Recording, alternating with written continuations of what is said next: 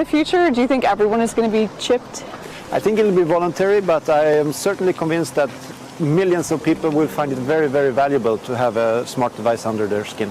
Human microchipping may be our future, but in Sweden, it's already reality. In Privacy Watch, the brain behind SpaceX and Tesla now wants to get inside your brain.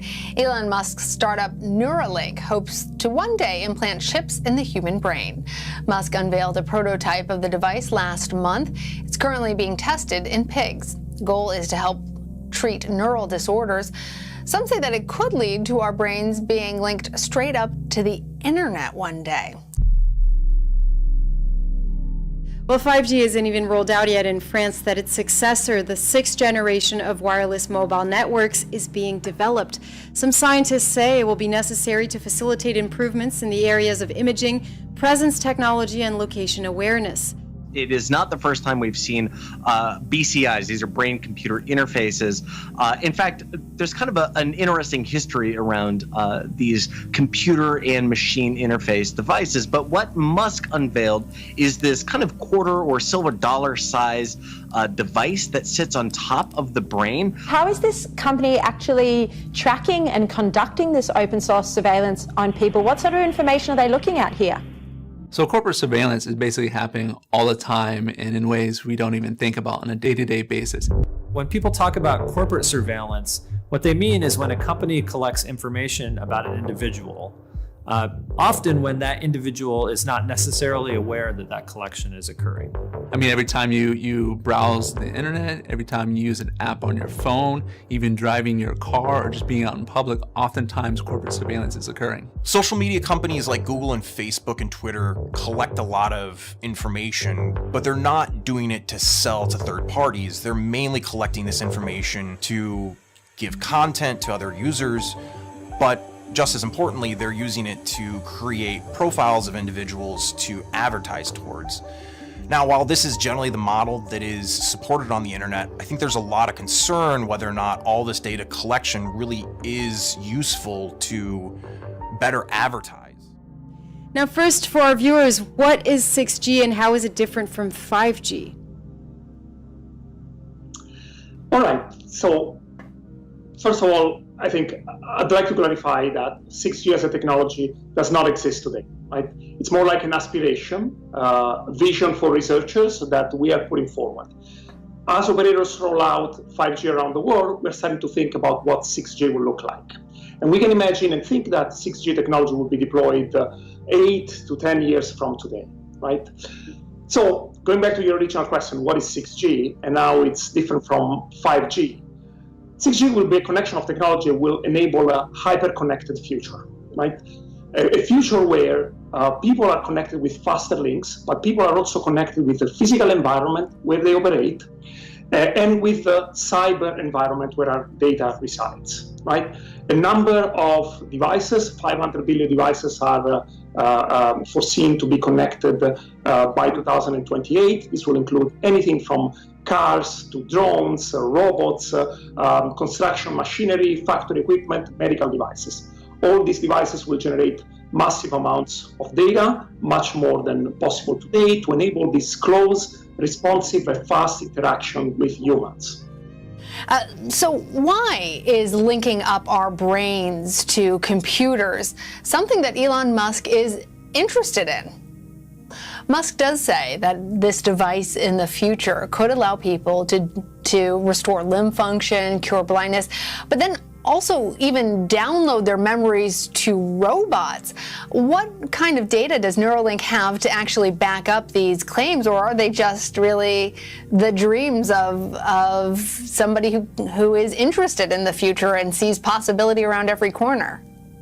These are the dreams of somebody who sees possibility in the future and dreams about a lot of big things. Look, if you'd like to learn more about what's called artificial superintelligence, I have a great book for you. It's called Superintelligence, written by Oxford scientist Nick Bostrom, where he talks about the practicality of kind of what Musk is seeking here. What Musk demonstrated was an implant running in a pig. He actually showed 3 different pigs, one that had the implant removed, he said safely, one that never had it, and one that currently had it. And he showed that this was indeed possible to monitor some of the brain activities. Imagine being able to unlock doors or a car with just a wave of your hand. Well, that's exactly what one Utah man can do thanks to some tech underneath his skin. My, that is really going the distance.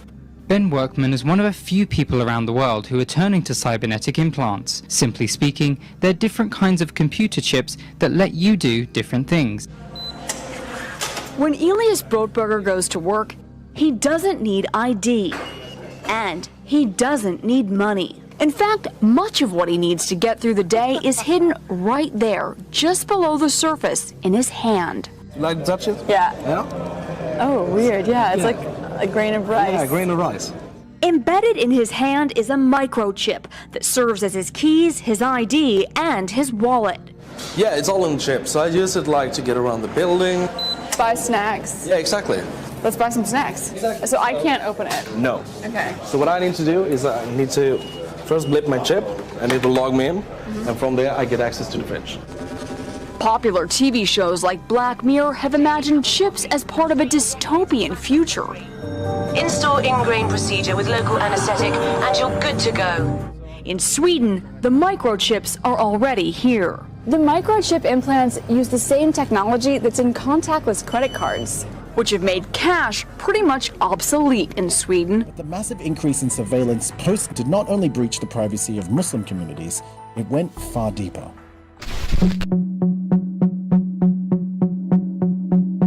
The US intelligence state bloomed in the wake of them. Government oversight increased through a vast clandestine network of phone and web surveillance. In 2013, Edward Snowden, a former contractor for the CIA, leaked to the media that US spy agencies had built an intelligence-gathering colossus since the 9 attacks that conducted extensive internet and phone surveillance of millions of Americans. I wrote a letter to our CEO asking him to make certain promises to us. I wanted to make sure that he would never collect data without anybody's permission or consent. I wanted to make sure that he put constraints on facial recognition.